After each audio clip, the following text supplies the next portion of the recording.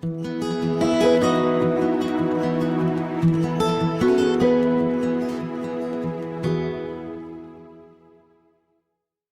again. I'm glad you made it this far, and I hope you stick around for the rest of the videos as well. So let's see how certain activities help with community engagement maintenance. In the Storytelling Dissemination course, we listed a couple of activities, but in this video we're going to discuss the concept of Mad Libs. So I personally find them quite entertaining, because you don't know how you contribute to the end of the story until the very end. So Mad Libs, created by Leonard Stern and Roger Price, is an educational game and a pastime activity. In all cases, its main goal is to develop a story by contributing words to a plot of a story.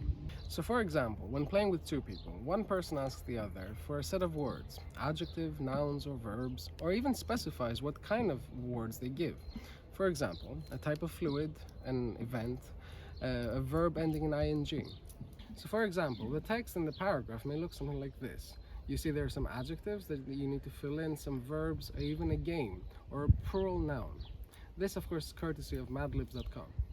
So for your organization, you may make a paragraph more oriented towards your goals, and then ask your audience on social media for the words missing.